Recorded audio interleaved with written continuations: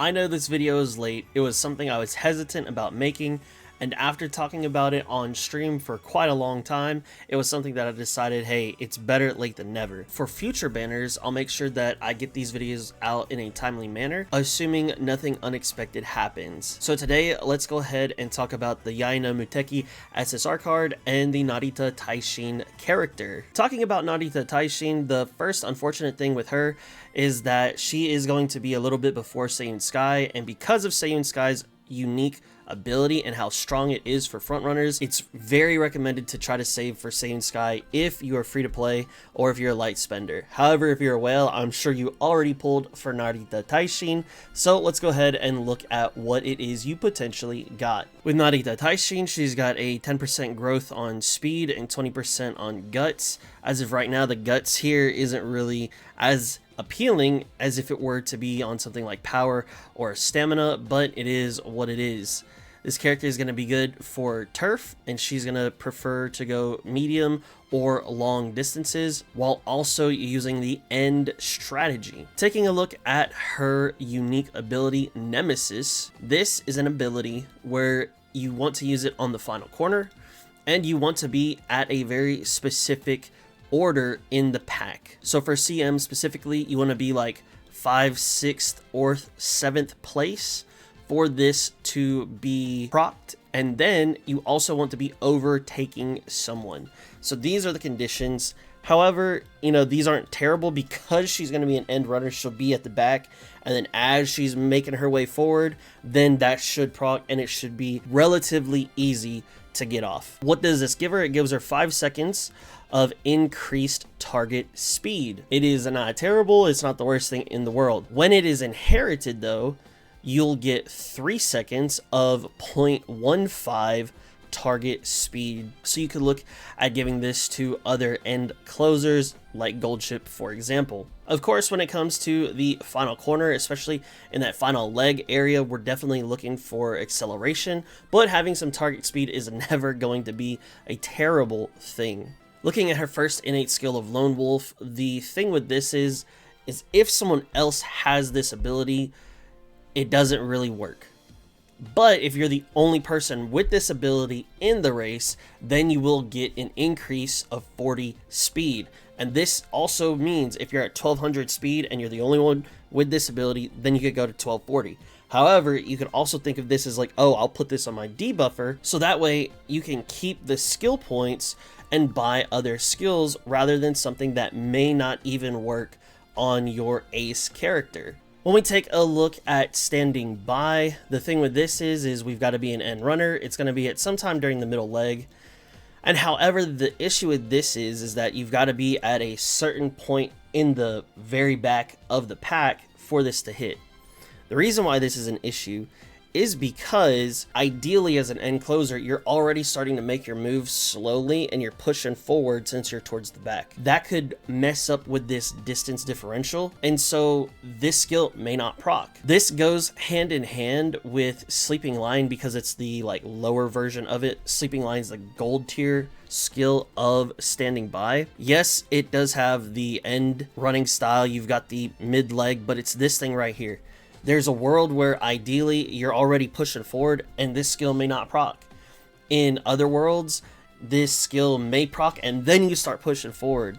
And for that reason, it makes Sleeping Lion a little bit inconsistent, and it's not something that I would look to buy as my first stamina skill purchase. Murmur, this one is for medium tracks. You are in the middle leg, and then you are blocked in the front for more than 1 second, and what that does is you will take away 0.01 of the stamina of the enemies in front of you or the other racers that are in front of you.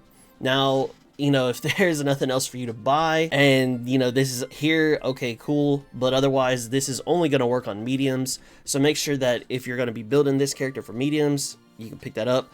Otherwise, it's not going to help you in a long race. Taking a look at the potential skills. The first one is straight away spurt. This one is going to say end closer, you're on the last spurt, and this does not mean the last 200 meters or the last X amount of meters when the UI disappears. That is talking about the character's condition, where when they determine that they have enough stamina to go from where they are and run as fast as they can until the end of the race. That is what the last spurt is talking about. And then this one is you are not on a corner. What you do get is 0.9 seconds of acceleration, and that acceleration is 0.2.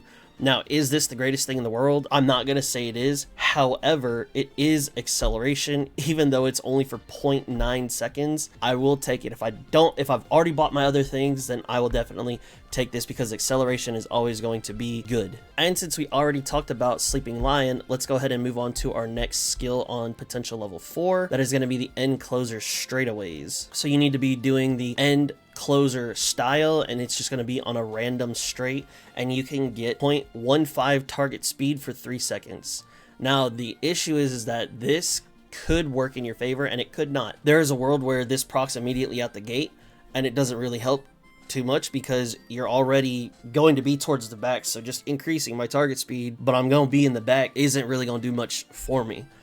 In an ideal scenario, this procs during the mid leg, sometime towards like the halfway point of the mid leg and forward, so that way I'm already starting to make my move, and then I can get this little bit of increased target speed. This is something, again, feels like a little bit inconsistent for me. However, I would still pick this up if I don't have any other options based on cards and based on white sparks that were inherited during that career run. Encroaching Shadow is a very interesting skill because, in my opinion, it's very track dependent. Where does your final leg start? Where do you have straights in there for this to activate? So it could really help you juice up very quickly and get to that top speed and really push forward, or it could activate too early or too late and you're just gonna not make it into first. So this one is gonna be end style running. You are in that last spurt mode and you are not on a corner. That will activate on a straight after you are already in that final spurt condition. So again, this has a very good chance of pushing you to first and boom, winning, or it has a chance of being a little too late and not getting you to where you want to be. However, don't get me wrong, this is still a very, very good skill. Now, as far as my assessment for Narita Taishin, do I think you should pull for this character unless you are going to focus on longs and mediums as your preferred distance, or if you're going to focus on end or late characters. I don't think you should really focus on pulling this character. If you are an end player, then yeah, definitely you'll want to take this character. However, Seiyun Sky being right around the corner is just too important to justify doing pulls for Narita Taishin, in my opinion. Does that make this character any less good? No, I think she is still relatively solid. However, some of her abilities just feel like they could be a little bit better. They're just not as synergistic as I'd like for them to be. So it's one of these characters where it's like, if I get them, whether it be, down the road as a spook or whatever, that'd be great. But is this a necessity? In my opinion, no, not by any stretch of the imagination. Now, of course, if this is waifu character, or if you're just a mega whale, then yeah, sure, go for it. It ain't gonna hurt you, right? But as far as like usefulness of this character, I don't think it's as high as it could be for me to say that it's worth pulling. The other thing that I do want to note is that if you do plan to play long, and that's what you're focusing on, this may be a little bit better for you to do a pull or two here or there, just for the fact that the next CM coming up is going to be long. However, I would not blow your whole load just to pull for this character to prep for this long. The amount of resources that you'll put into prepping for any CM, you will not get that same amount back, even if you win that CM and get the max rewards. So just remember that. The next thing I want to take a look at is going to be the SSR card, Yaeno Muteki. This card, I honestly believe, is like such a very good card for very specific things. So The first thing with this card is that this is going to be a power card. Personally, I'm not the biggest fan of running power cards. However, if we're talking about farming white sparks, this card cannot be overlooked. I would definitely at the very least try to find somebody who has an MLB of this card and then start using this, because it has, I believe, 3 out of the 4 abilities that you want for the mid-race overtaking combo. That combo is as follows: Slipstream, so that works when you're behind another person and it gives you a little bit of increased speed, and then you'll go as if you're about to start passing them. Slipstream goes into ramp up, which is on this card right here. And ramp up is as you're passing someone, so you get increased speed.